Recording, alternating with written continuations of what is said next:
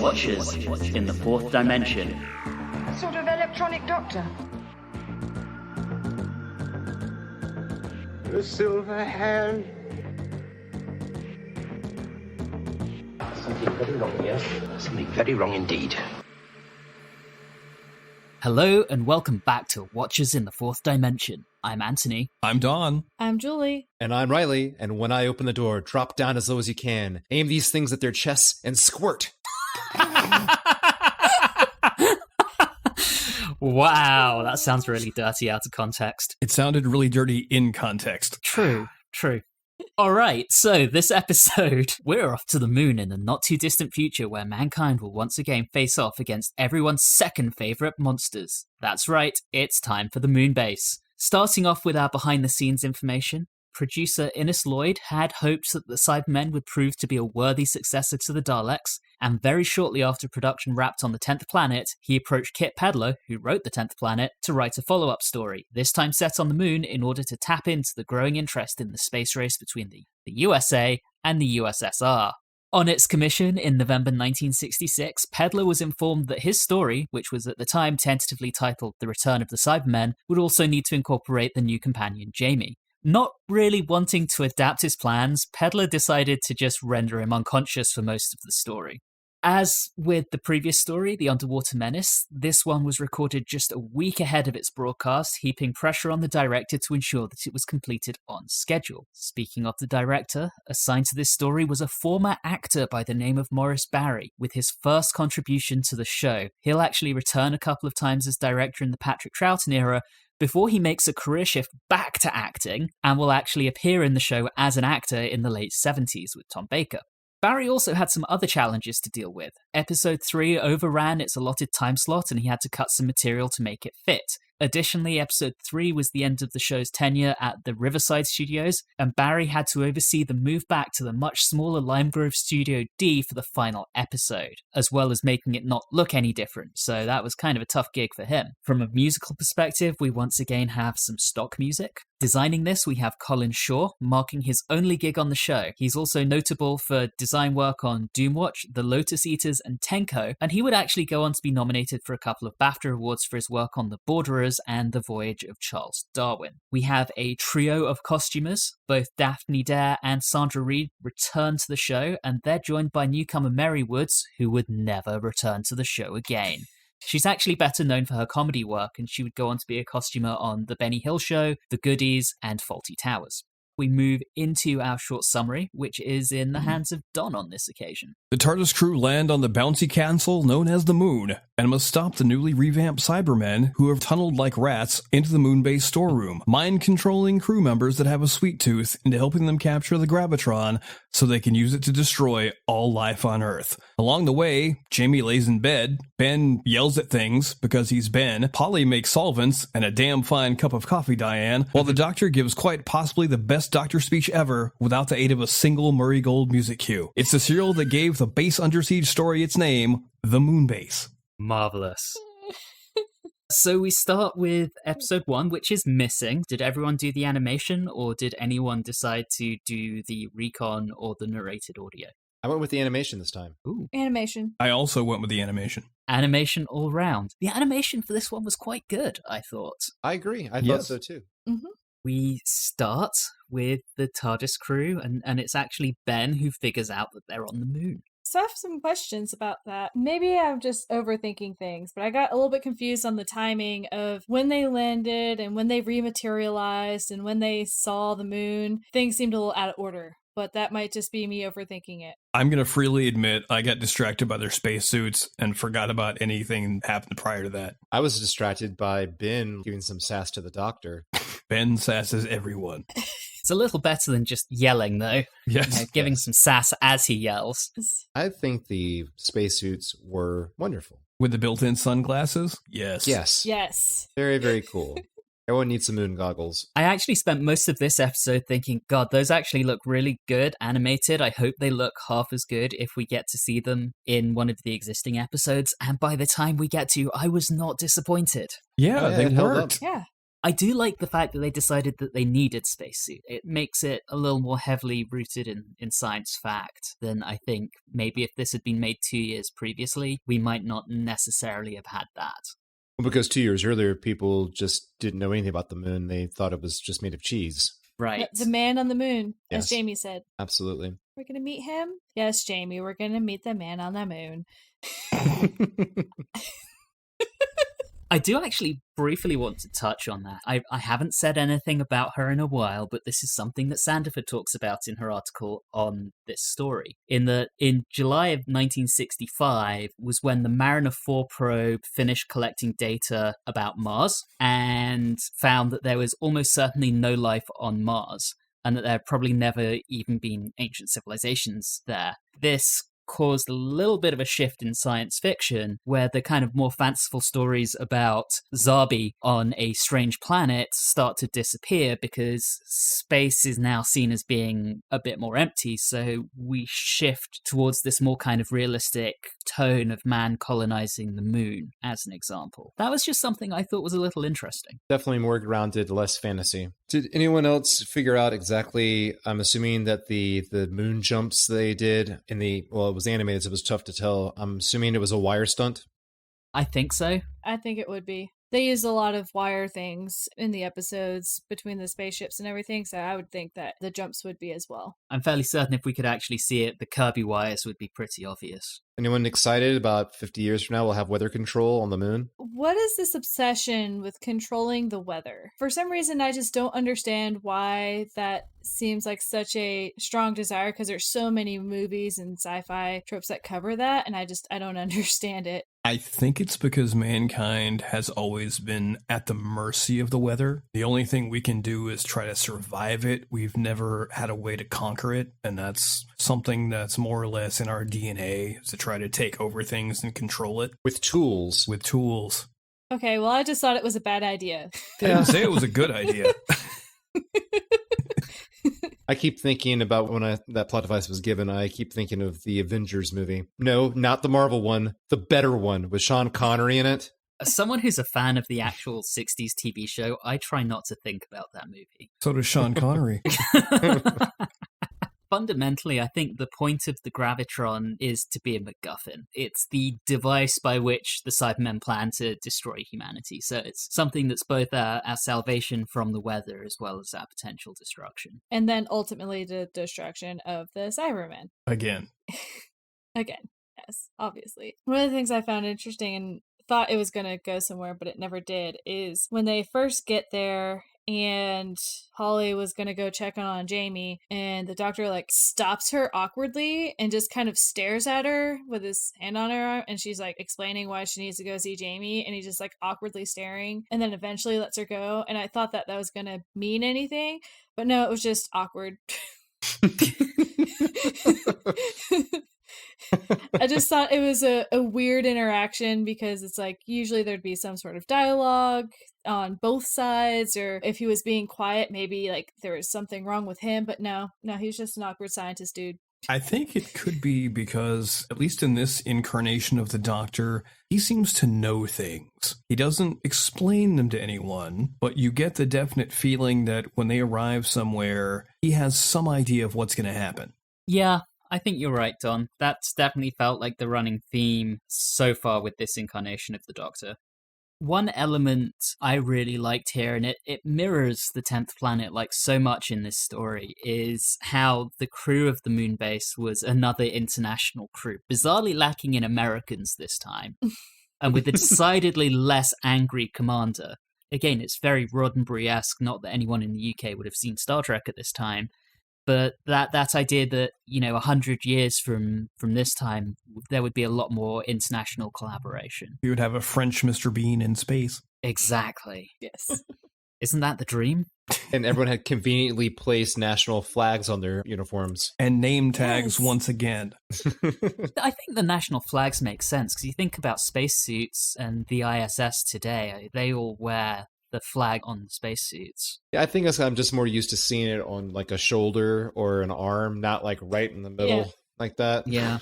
Yeah, the placement was a little awkward. I really liked the feel of this first episode. The Cybermen all snooping and creeping around, and it definitely gives kind of a classic haunted house, pick them off one by one kind of vibe to it, don't you think? That's something I got a lot, and I really enjoyed that. I had that same note. This feels very haunted house, and the music helped.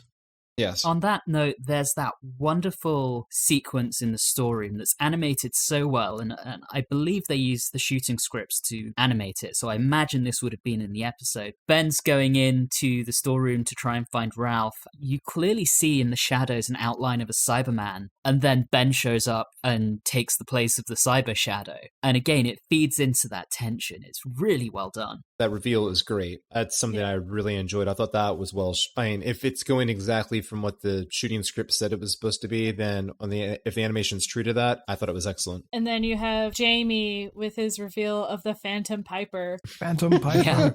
Which I love because the Scottish are a suspicious lot, so obviously that's kind of where his mind would go. If you're going to sideline Jamie, at least they gave him a little bit of things to do other than just lay there. That's true. There is one other thing I wanted to touch on, and it's another nice little mirror of the 10th Planet, and that's when Polly is talking about the automated medical machine that's taking care of Jamie. She talks about how it can't be nice to him, and that shows her human touch, which I think is very, very fitting for a Cyberman story. I really liked that. It was a good touch. Mm-hmm. Given that she was the one who faced off against the Cybermen in the 10th Planet and effectively lost that argument, it was, again, a nice way of having her stick to her guns and show that she wasn't browbeaten by that. Speaking of Polly, I greatly enjoyed that our cliffhanger at the end of the first episode, it isn't Polly who's in distress, it's Jamie. It's the other companion in a skirt. Ah! Hey. I was trying to avoid making that joke, but I'm really glad that you did. Thank you. You're welcome. My apologies to any of our Scottish listeners. I do have a comment on it, though, because imagine him in that spacesuit with his kilt hiked up and then trying to get out of said spacesuit without flashing anybody. Props to him. It had to be awkward. It's no wonder he hit his head. I was hoping for a POV shot as he's all dazed and concussed and he thinks it's the Phantom Piper. I wanted to see his POV shot of the Cyberman walking towards him slowly while holding a bagpipe or something. Yes. As we move into episode 2, we transition into live action footage. I really dig the new Cyberman design. I've always loved that 10th Planet design, but here they're still recognizable, but much sleeker. They're kind of mod, so kind of rolling with the times. I think they look great. I like this design, I like the 10th Planet design, and I like the design we're going to see coming up soon. Later on, I start to like the designs less and less as their handles and headphone-like things get bigger, and it just doesn't work for me as well, but this is a good design. I think I liked everything except for the weird claw hands. I just thought it was rather strange because, a lot of the things that they're trying to do requires hands. So I thought it was interesting that they went with that kind of a design because obviously the Cybermen are doing this partially to themselves. So I just thought it was an interesting choice, a weird choice, not one I would have gone with. I'm with you on that, Julie. That's the only thing about the design I think that didn't work.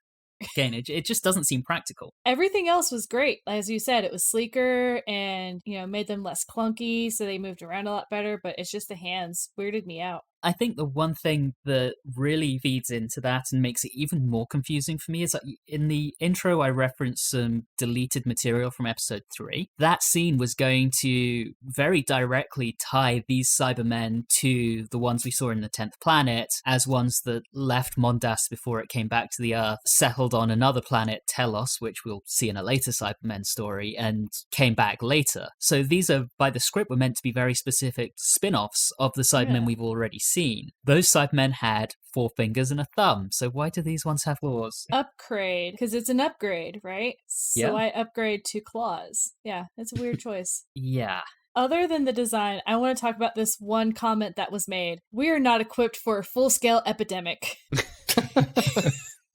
Neither are we. Did some of this seem a little too relevant? Yeah. Yes. When are the Cybermen showing up in 2020 to take advantage of coronavirus? But they aren't putting it in our sugar, or are they? I don't take sugar in my coffee. I don't think I've been sick, so I guess it might be in the sugar. Yeah, I don't take sugar in my coffee either. I'm not sick. You're not sick. Boom. There it is. Proven. I made simple syrup the other day and I'm fine. But when did you purchase the sugar that you put in the simple syrup? Was it before or after the virus started? Before, long before. There you go. Yeah. We're all doomed, so we should probably finish this episode before we all die. So Ben wants to leave, and this is where we get that wonderful, wonderful speech that Don mentioned. From the Doctor, there are some corners of the universe which have bred the most terrible things which act against everything we believe in. They must be fought. The mission statement of the show right there. It's not loud. It's not bombastic. It's stated almost with a quiet resignation, and it's just perfect. It's Troughton nailing the part. Yes. And I love it. Yeah. It's been interesting moving over to Troughton. I just kind of wanted to touch on that a little bit because we've already mentioned it a few times where in certain cases he's quieter than the first Doctor because he's often contemplating, especially at the very beginning of things when he's getting his bearings on where he's at and possibly remembering what kind of events might be happening. But then he's also a little bit more manic in that he loves to steal things like clothing because in this episode he steals someone's shoe.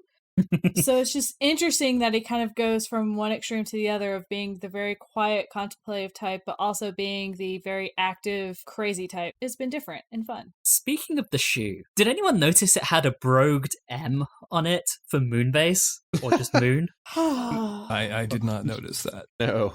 I rather liked that design choice. I think I was distracted by the weird hat cap things that the guys that were actually controlling the Gravitron were wearing. I'm surprised we didn't have the Doctor declaring I should like a hat like that. Right? That was kind of shocking. I mean, other than the moon suit helmet that he wears, he doesn't really wear a hat, which, already knocks it down in my ratings a little. The electrocution effect, can we talk about that? It was done in the first episode, but obviously we didn't truly see it because it was animated. But I thought the electrocution effect looked good. Yeah. I thought it looked very good. Yeah. I was really impressed with that. I enjoyed seeing the Doctor being good at manipulating people and just basically carrying on a bluff. Most important than anything else is that we have the ever important Polly making coffee. She makes coffee twice in this serial. Yes, and each time very important. It is actually. It's quite plot related. Let's talk about that because I remember as a child and in my teens, this scene in documentaries was always held up as Doctor Who being kind of misogynistic. And what was always left out was that this was actually kind of critical to the plot. It wasn't just sending her off to make coffee to get her out of the way. Did they leave out where Ben says this is man's work, the actual misogynistic part? Yes, they did. If you're going to do a documentary, you could pay attention. I'm just saying. Yeah. I think it's what's happened here is the writing, they are distracting the audience by hiding such an interesting plot development through something to them that they would not even catch their attention, a woman going to make coffee. It hides it for 1967 audiences. I believe we're at 67 here. 67, correct. So I think it's clever in doing that, and that's the way you have to see it. And obviously, when we saw it, it all got our attention, but it would have not been seen at all back then. It would have been like, oh, okay. Who knows? Polly might legitimately make the best coffee. In my headcanon, that's true, because this is the second serial, both by the same writer, where she's made coffee, and she does it twice in this one. And she's doing it in 2070. Who knows what type of coffee machine they have? Yeah. Our favorite barista, Polly. I know we touched on the sugar, and I don't want to go down that whole rabbit hole, but I thought it was interesting because it reminded me of another show where they thought that something was wrong with the sugar, which was in Sherlock. So I just thought of that parallel. Yeah. And of course, Gatiss and Moffat. Never watched Doctor Who, so that there can't be a connection there.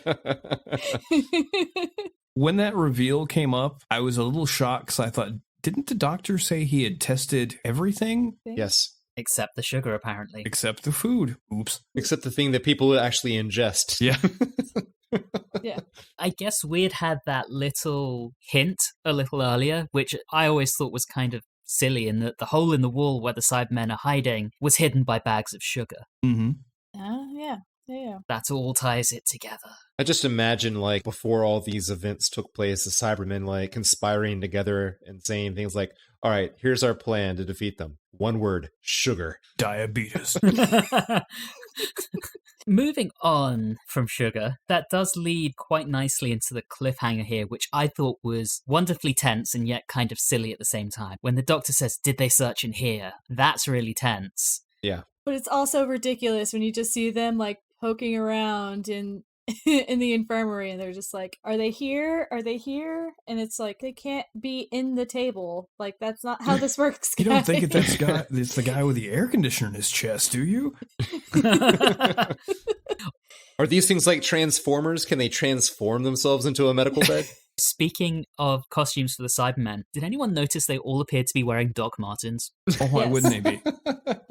Yes. Lace up Doc Martens, clearly the height of cyber technology. They have removed emotions, not style.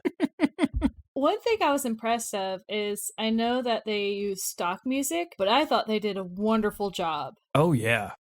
Yes. I love Agreed. the use of music and sound Oh. in this entire serial. Yeah. Yes. I'm with you. So good. It really does prove that you don't need something specially composed when you have the library of the BBC available to you. Just use it right. Yep. Yeah. That brings us into episode 3, when we start out by finally hearing the Cybermen speak. And it was glorious. I was disappointed. I love it and I hate it. I preferred the original voices. These are a little over-modulated for me. I found myself going, what? What did he say? And he was repeating it. And I still couldn't, like, what?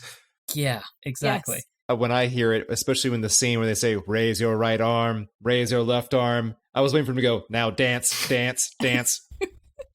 So yeah, I love it and hate it because I can't always understand what they're saying. I like the modulation, just like tone it back by 4 and then okay, I can understand. I could Yeah. understand them clearly. Maybe it's because I'm just a huge Daft Punk fan. Maybe that's it. That's probably it. Of course, we find out that they recognize the Doctor. That's yet another, in case you weren't sure about this guy, he's definitely the Doctor. I think we should talk about how Ben is able to wonderfully recall what they used before when dealing with Cybermen. And then he realized that they couldn't work, so he comes up with another plan. This episode in particular really highlights Ben to being something more than just a yelling machine. Ish.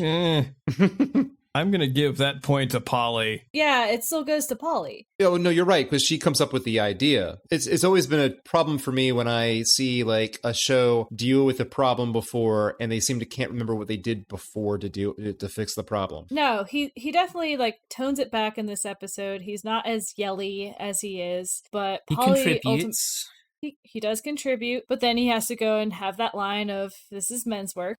Oh, yes, yes. Although one thing with Polly, when she's like, look at all of these chemicals. Let's mix them all together just to make sure we find one that works. And I'm like, that sounds like a terrible idea. To be fair, it was just the solvents. It's still a terrible idea. It's a more localized terrible idea. Was it my imagination, or did they put the solvent cocktail into a plastic squirty bottle? And yet Ben explained, like, the full, like, physics of how a spray bottle works. I really was confused by that. Like, was this product placement in 1967? Ooh, try the new spray bottle. The bottle could have been glass because they were in a lab and most of that stuff is made out of glass. Yes. Ooh. True. I'll go with the glass theory, but still, it was just kind of like, I don't know. There must have been some other way because I was just like, don't throw everything together in one. Like when she was like going through and she was like, well, you can use stuff like nail varnish. And I was like, oh, great, Paula, you're doing great. And then she's like, let's mix all the things. And I'm like, no. Mix them all the things in a very tight enclosed area with no wind or fan blowing and just deeply breathe. Let's get high on Here, vapors. let's mix this bleach and ammonia. And if there's one thing that this whole spray bottle development proves, it proves one thing. No matter how hard you try, you cannot make a good action shot of somebody spraying a bottle. It just does not work. That's true. Of course, this whole thing does also lead to the part that was already mentioned where Ben says this is men's work, which is very toxic. And I love the fact that Polly just ignores him and goes along anyway. I'm like, good for you, Polly. Yes. But we also are missing the macho showdown between Ben and Jamie. Yeah! Also really toxic. Machismo! First off, if I'm gonna see a fight between Ben and Jamie, Jamie's gonna win. Oh, yeah. I'm sorry, but Ben's usually useless, let's be honest. Yes. Yes. And it seemed like it was kind of like a impressing Polly. Yes, definitely. I'm wondering if we're going in that direction, the little triangle direction. Love triangles are the worst because really a love triangle should be everyone likes each other. And it's just like, but no, that's never what it is. It's not a true triangle. Is there really any choice between Jamie and Ben? Jamie all day, every day. Maybe Polly has a lot of potatoes that need peeling. That's so dirty. That's so dirty, Don. So back on topic. So when they do actually get to the Cybermen, the way that those chess units are animated as foaming away with the solvent cocktail looks really cool. I really wish we could see that in live action because I want to know if what they were able to actually realize on screen compares to how cool it looked in the animation. I really liked the foam coming out of the mouth. I'm not sure if it was on this one, but it was on one of them, I think, where Ben threw the flask. That is genuinely disturbing. That's awesome. Yes. Yes. That was at the very end because it was still animated. Right. Speaking of the ending, when that was happening, and I'm like, there is no way they had that many Cyberman costumes. There's 7+ people on screen at the same time. I then actually loaded up the loose cannon reconstruction, and I can happily say that I was wrong. Yeah, I think I actually counted them in episode 4, and there were a lot of them even at the beginning of episode 4. It was really impressive. Very much so. And I loved how they did that with like the music and then like showing the feet. And I was just like, that is really well done. And seeing it in the animated, I was like, oh man, I wish we could see some of it live. And then they had a little bit at the beginning of the next episode. I was like, oh, thank you. Okay, I did write it down. I counted 11 in episode 4, which has got to be the most we've ever seen of one monster on the screen at the same time. Yes. Which, now I know why they didn't have budget for new music to be composed for this story. Speaking of music, I have to point out how much I thoroughly enjoyed the moon chase that Ben comes through to rescue because... Ben saves Benoit. Ben says, yes, I enjoy it so much because, first, a chase on the moon is in itself hilarious because everyone's moving slowly. Yep. Secondly, the music is ramping up, but then the way the editing is, it cuts hard over to Ben, and then the music drops off each time, to which it comes across as really, really funny. I'm always confused by that because you would think that you would want to, in order to continue the suspense and tension, since both scenes are culminating to go to the same place, you want the music to carry over. So the fact that they drop the music each time between the cuts, it just seems really hilarious to me. This episode is also where the idea that this is effectively a retelling of the 10th Planet really shines through. We've seen off the first wave. Well, guess what? There's a second wave coming. We're going to send someone out to try and deal with something. Oh, he's going to get attacked by the Cybermen. The base commander, who admittedly is a little cooler than Cutler was in the 10th Planet. And then we have a cliffhanger with the Cybermen marching on the base. It's, at this point, very much a retread to me. Mm-hmm. Anyway, episode 4, which begins with that March of the Cybermen that has already been mentioned, where it gives the impression that there are a lot of them, because there were. And it looked great, and it was wonderful to see the full sets and the models of the Moonbase in live action. I thought they looked good for the time period. Oh, yeah. Yeah. From what we can see of this story, it certainly looks really impressive. I like the way the story's woven around it as well. And you've got the Cybermen on the moon, and you've got Hobson going, well, all we have to do is wait it out. Well, no, it doesn't quite work like that. And the Doctor is like, something's going on. And then we find out that the Cybermen can control the infected from outside. And Zombie Evans is even more creepy in actual footage than he was in animation. That was just really well done. That whole thing of them being able to control them even without their headgear was a bit of a surprise and super creepy. Yes. Yeah, the makeup and design of our infected was quite good. And of course, that leads into the plot point of the support rocket gets deflected because of Zombie Evans and goes to head into the sun, which is grim as hell. Yeah, especially how long did they say it would take them? 2 weeks? 3 weeks? Something like that. Great. They get to think about what's going to happen to them. Oh, I boy. don't mean to get too dark, but in that situation, wouldn't you just depressurize and just get it over with? I don't know. You can catch a lot of Netflix in 2 to 3 weeks on the way there. Well, and also they would probably still try to find a way to get out of that situation. True. They'd probably be trying to override or something. Maybe if the Gravitron has that kind of reach, it can reach out and grab him again. Yeah. Yeah. But you're right, Anthony. The tone there, Yeah. it's a very interesting, very grim, somber tone they drop. Yeah. Similar to the capsules that they had in the 10th planet. Yeah, absolutely. I did love the shot of when they look through, I guess like a viewing window or almost like a periscope. Thing? Yeah, the radar thing. And you see the Cybermen, it looks like they're massaging an antenna. It looks so... Oh, that like, one, stop, yeah. Tell those damn Cybermen to stop molesting my antenna. Calm down, boys. Calm down. There's a lot of interesting things that happen here. There's the doctor tells Ben and Jamie to go and like barricade the rest of the guys in the infirmary because they could potentially be lackeys for the Cybermen as well. They run in there and then they just stand there like, oh, the door's still closed.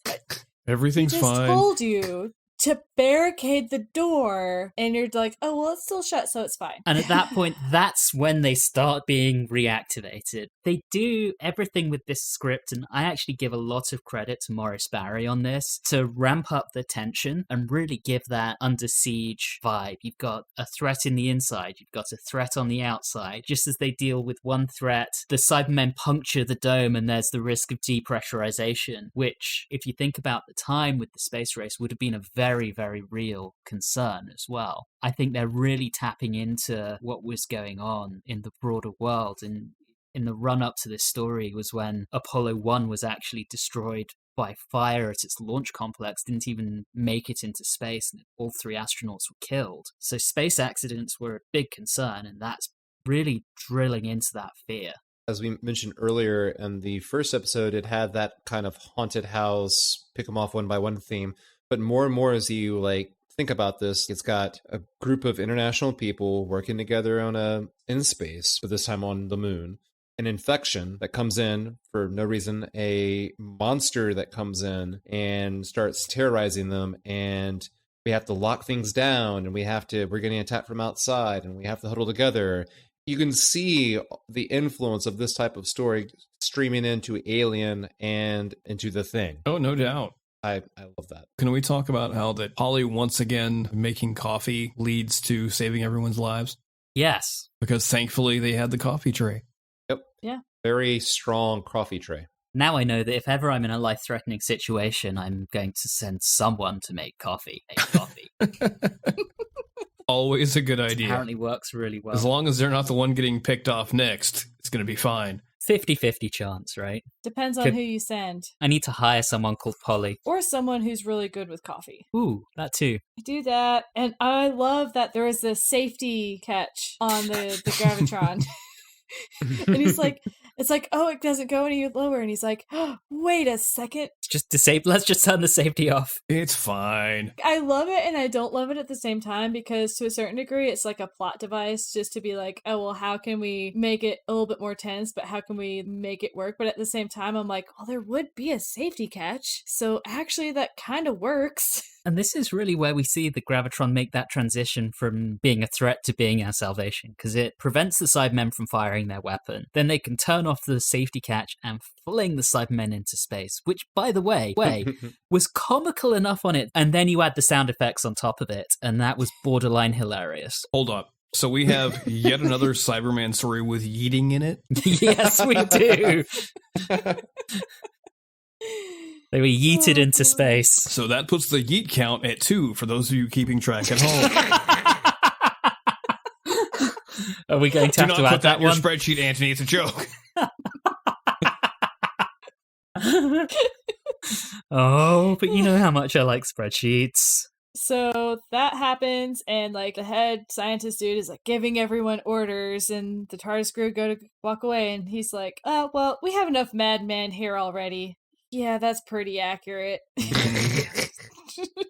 Speaking of the departure, the panning shot across the desolate moon at the end, I felt that really kind of emphasized the realness of the setting, as well as the eeriness of space and zero gravity or low gravity. I really, really liked that. Yep. Mm-hmm. I'm just thinking about poor Jamie with his scrunched up kilt and his spacesuit. Because, like, it shows like him trying to get out of his spacesuit at the end, and I'm just like, they're not going to show it. That's gonna chafe. Oh, wow. We end the story with a never-mentioned-before device of the time scanner. How that is different to the time-space visualizer from the chase, I don't know, but we get the claw. The claw! Apparently, in the next episode, they're gonna have crab legs for dinner, so that's exciting. Exactly. That brings us to the end of our discussion on the story itself. Next up, metrics. I will take nominations on the camp count. I say 0. 0. 0. Yeah, 0. No, there were no explain laters either that I noticed. And there were no quarries. That's 0 across the board. This is the first story since the War Machines where we had 0 across the board, by the way. Okay, scores. Julie, my apologies, but you are up first. I know how much you hate that. I'm really glad we had this conversation because I'm not going to lie, when I first watched this, I wouldn't say I was a little bit bored, but I thought especially the first episode moved a bit slow. But after talking to you guys about it, a lot of things just kept getting better and better the more that we talked about it. Minus some of the little bit of misogyny from Ben and, you know, a few of the difficulty things there. I'm going to probably give it 7.5 spiked sugar containers out of 10. Okay, Reilly, you're up next. I thoroughly enjoyed this. It's just straightforward, creepy sci-fi / horror, tie in a little Doctor Who, like bits of the Doctor like fooling people and ideas and saving the day, and of course his great monologue that he gives. The use of music is excellent. The sets are wonderful. I love so much about this. It's just a fun ride. I mean, it doesn't have to like hit you really hard in the higher part of your brain, but it's just fun. It's just a fun ride, and it's wonderful. Yes, to answer your question from earlier, Anthony, yes, this is the second Doctor, Troughton. He's the Doctor now. It took this type of episode, but it works. 4 stories in. Yes, 4 stories in. So I will give it 8 out of 10 spray bottles a squirtin'. Okay, done. Well, in answer to your question, yes, Troughton is the Doctor, and for me has been since his first episode. This is a really good story. It hits a lot of different elements. You've got that horror aspect, you've got the tension, you've got the great score. There were a few slow moments, one of which I didn't like until I realized the Doctor was on the floor looking at people's shoes, and then it became funny. But overall, I really, really liked this story, and you can see why it became a template for other base Under Siege stories on down the line. I'm going to have to give it 8.5 weird ping pong balls with holes in them on your arms, Cybermen things out of 10. Because what the hell were those? I don't know. Speed holes that make the Cybermen go faster. Speed holes. Benoit speed holes.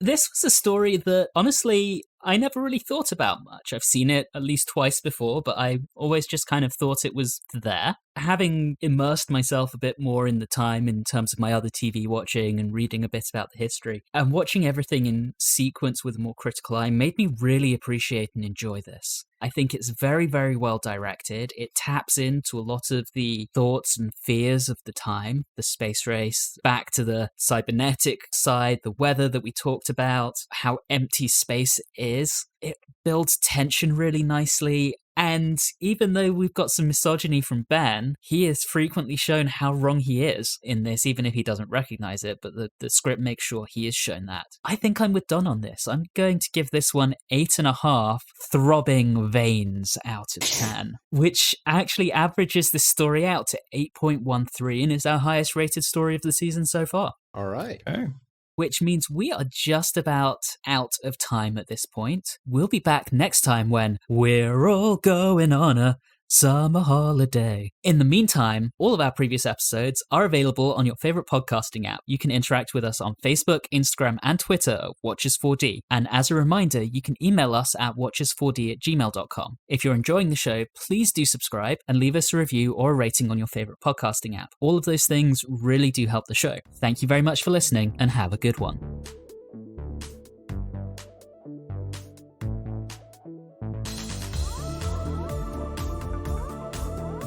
You have been listening to Watchers in the Fourth Dimension. Don Smith, Reilly Shrek, Julie Philippek, and myself, Anthony Williams. This episode, A More Localized Terrible Idea, was recorded on Wednesday the 17th of June 2020. And always remember, if everyone's getting sick, make sure you check the sugar. Weird moon virus caused by Cybermen? Sugar. Coronavirus? Sugar. Bubonic plague? Probably the sugar.